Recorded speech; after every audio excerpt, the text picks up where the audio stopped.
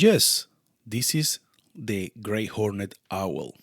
In this episode, let's talk about owls.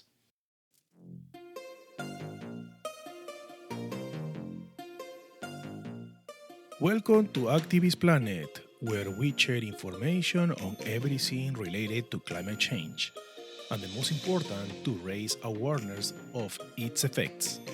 There is no Planet B.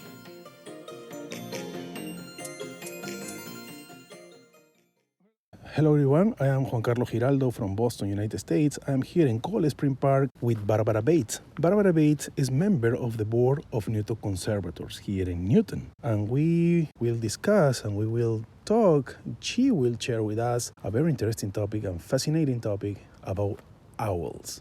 And then we start to walk with Barbara right now through Cold Spring Park. It's a beautiful park here in the center of Newton. How are you, Barbara? I am so well, and it's a gorgeous day because there's a lot of sun shining down on us. We're in the woods right next to a stream, and we might even hear an owl hoot. Barbara, let's take a walk, and I want to ask you a very simple question. What is an owl? Well, that's not such a simple question, actually. An owl is a bird that falls into the classification called raptors. And a raptor is a bird that's a predator, and it pounces on things. It's rapacious.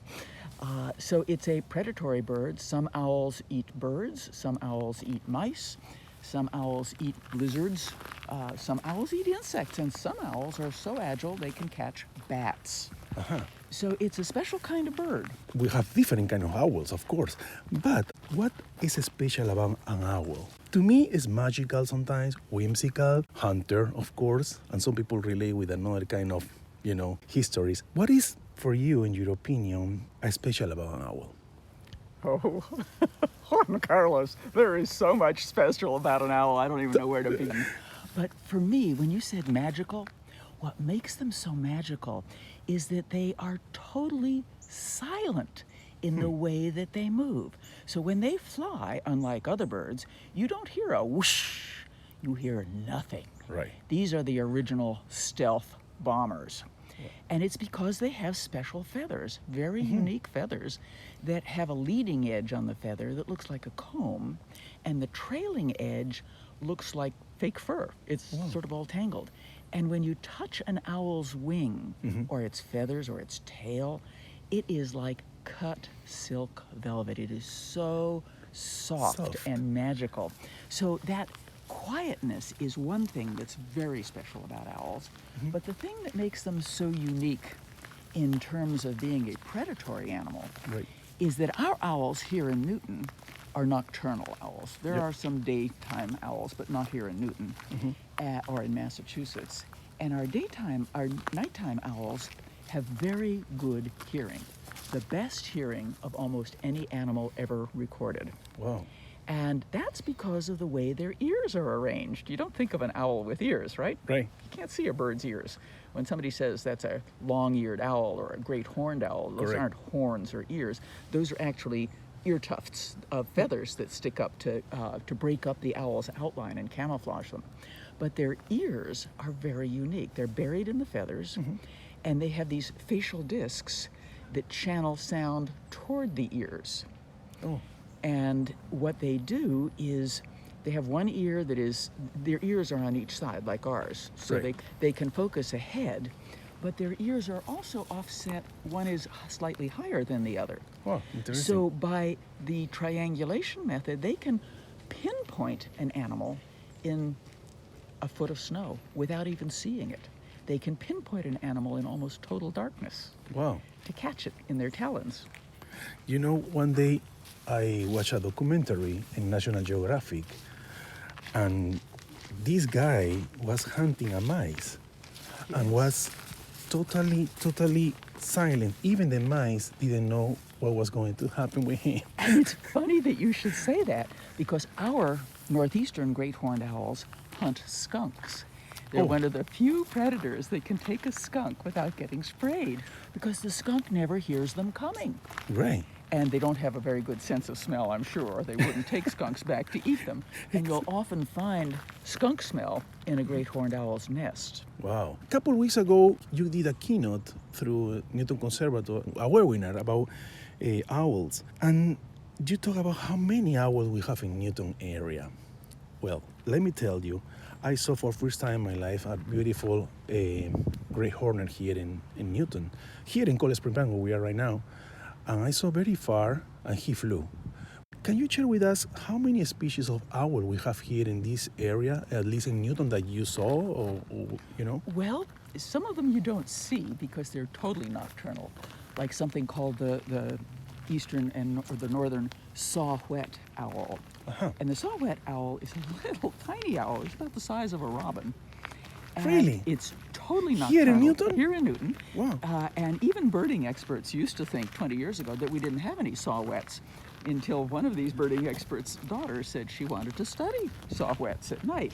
And he said, no, he was worried about his daughter coming up with zero information for her paper in high school.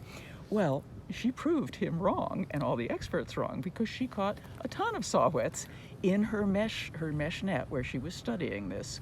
Right. So they're out at night. We just don't see them. But we also have something called an eastern screech owl. Yeah. And that's a little tiny owl too, a pint-sized owl. And they're here in Cold Spring. Yeah. They like the water in Cold Spring. Uh-huh. Because they'll take crayfish and sometimes even fish. But they're also very agile and they can catch bats. Wow. But they're tiny. So we also have two larger owls, one called a barred owl, like it has bars on its chest. And the barred owl is maybe up to about 2 pounds, so it's a big owl. And it's a very rapacious, pounce off a branch, fly off a branch and grab something and eat it. It will eat rabbits and mice and anything it can catch, really. Right. But the largest owl we have here is the great horned owl. Beautiful. And it can get up to 5.5 pounds with almost a 5-foot wingspan. So this is a big owl. And just 2 weeks ago, we heard 2 great horned owls hooting to each other. Wow. So they're starting to court. It's November, and they're starting to court already. Uh-huh. So you'll hear one call to the other. And they have they're the hoot owls. They call hoot owls. So you have a barred owl and a hoot owl and a great horned owl who hoot to each other. Well, they hoot to their same species. Yeah. And the great horned owl will say, "Who's awake? Who's awake? Me too." And it sounds like this. Yeah. Hoo, hoo, hoo, hoo, hoo, hoo. And then the other one will answer. Hoo, hoo, hoo, hoo, hoo, hoo, hoo. Now, that's neat. The barred owl will say, "Who cooks for you? Who cooks for you all?" So it's a longer call. Right. But that screech owl, Yep. it doesn't screech. Oh, that's interesting. It whinnies like a horse. Really? I don't know why they call it a screech owl, but the sound that it makes some other sounds too. But the main sound that it makes is sort of like this. Let me try to make it for you. Yep. Hoo, hoo, hoo. Almost sounds like a ghost, doesn't Wow. it? Yeah. Is it the time when they start to mate? At the time of the year? Yes. Well, the great horned owls, the largest owls, start the earliest. Uh-huh. And that's probably because they're so big that they can retain heat and they can catch larger prey. So they can catch animals all through the winter, rabbits, squirrels, larger prey, big birds, things like that. Right.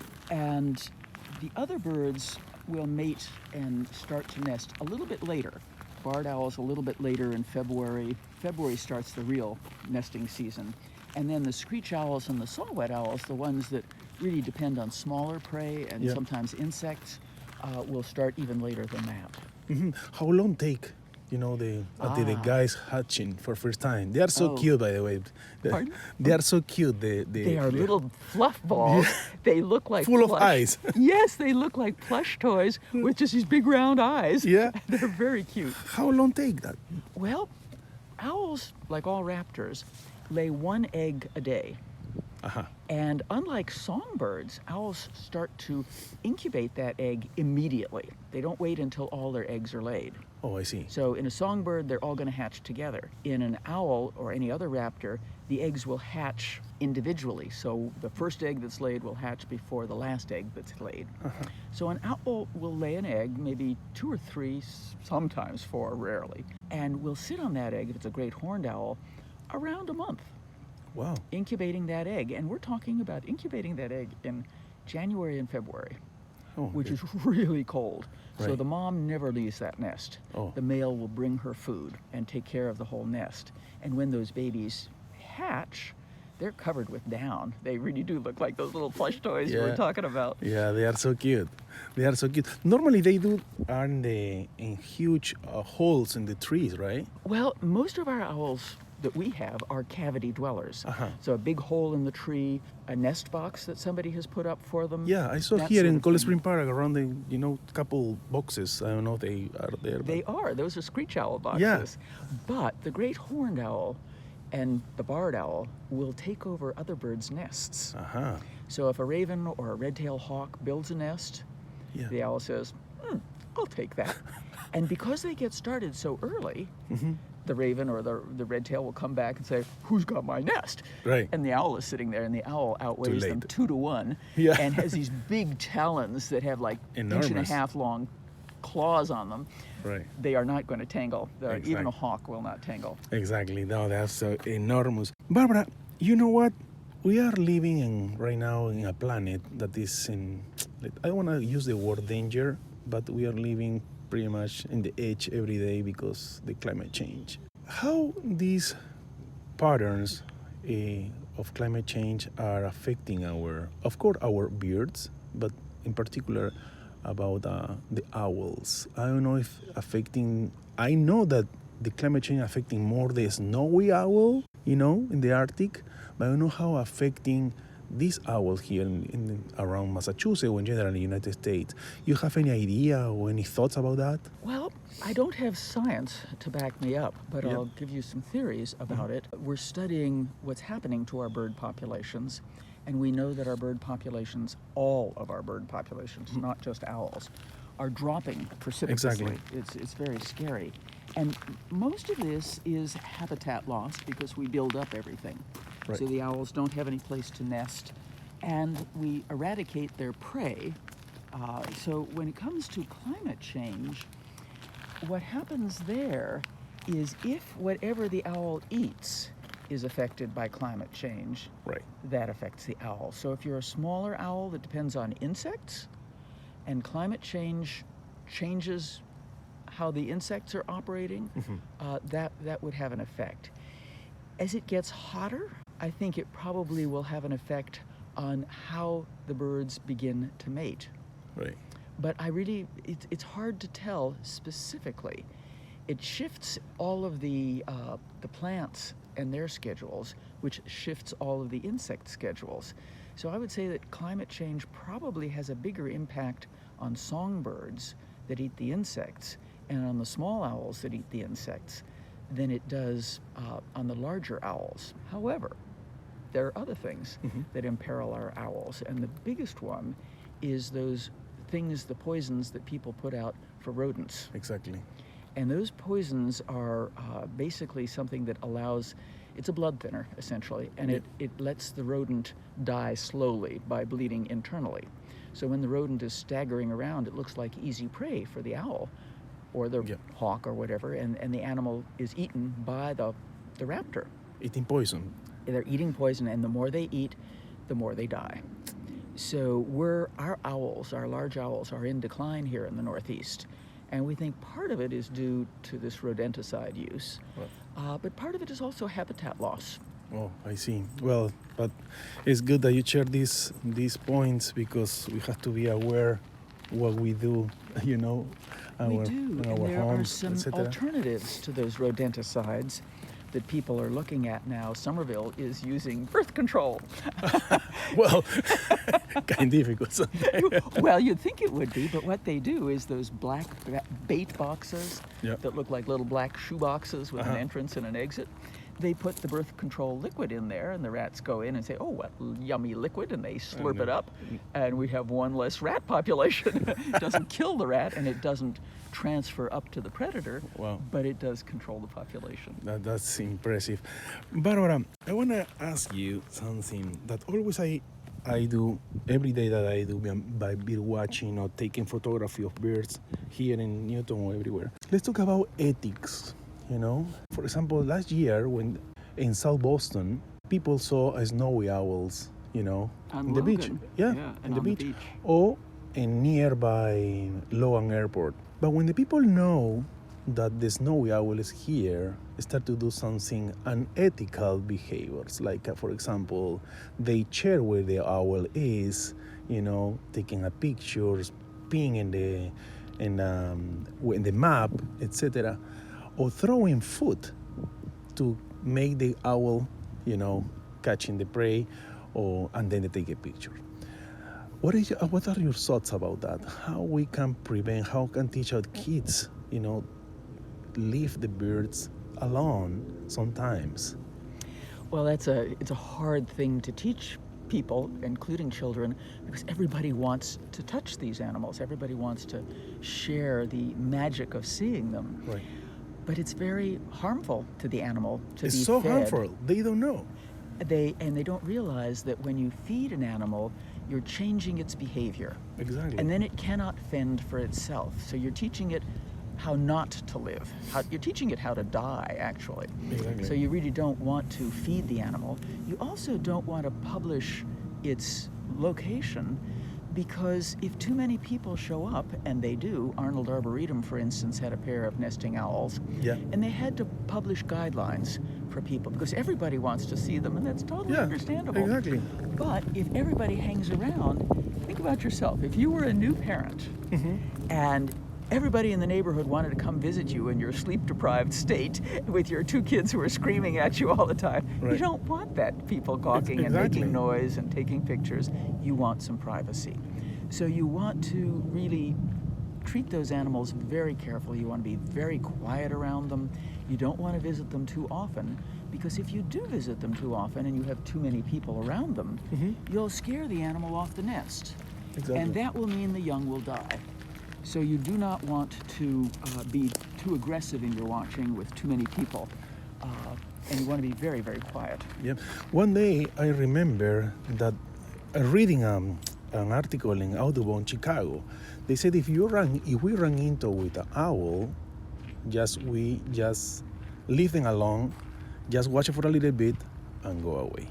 Because we can, you know, even if you are taking pictures, don't use flashes, don't do this kind of stuff, because, you know. That's absolutely right. You don't want to do anything that's going to startle the animal at all, because that uses its resources.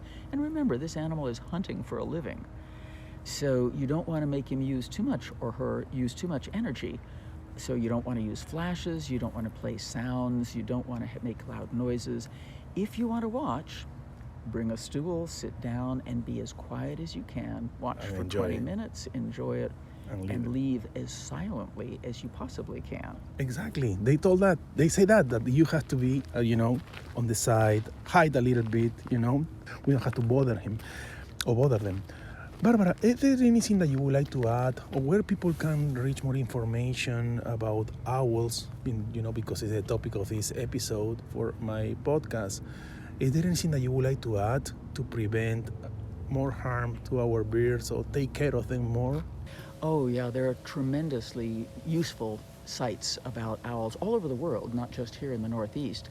The one with the most exhaustive information is the Cornell Lab of Ornithology. They have a site called All About Birds, and they have another site called Nest Watch, which actually gives you specifications for building owl boxes. But for All About Birds, you can look up any kind of owl, or you can just type in owl and see all the owls in the world. Oh, that's very detailed information, even including sounds. And then you can also go to the Massachusetts Audubon Society, and they have information about our local owls in Massachusetts. Very good information as well. So those are two great sites for information about owls. perfect. Barbara, we are finishing this conversation. Where people can read more information here in Newton, or anything that you would like to share about Newton Conservators? Well, the Newton Conservators website, newtonconservators.org, is a wonderful website that gives you all the trails to all the open spaces in Newton, including what you can see there, what kinds of birds you might see. We also have webinars that we publish on our YouTube channel. So if you go to YouTube and you type in Newton Conservators, you'll get our YouTube channel, and you'll get all sorts of nature information, including about invasives like the spotted lanternfly, but also about general nature talks like what you would see in our ponds. Right. So the Newton Conservators site also has information for people about what sorts of invasive plants are endangering our landscape, and how to plant pollinator gardens and attract the right kind of native pollinators so that the native songbirds will get the fruits that they need to stay alive and to keep populating our beautiful gardens. So there are lots of resources there on newtonconservators.org. Okay, well, perfect. Thank you for sharing. Barbara, I would like to say thank you so much for your time. Juan Carlos, this has been a total pleasure chatting with you, and I hope we can do it again sometime. Of course we will. I am Juan Carlos Giraldo from Newton, Massachusetts, and thank you so much, everyone. For more information, visit activistplanet.org and follow us on Spotify, Apple Podcasts, and Google Podcasts. You will find great information in Spanish and English.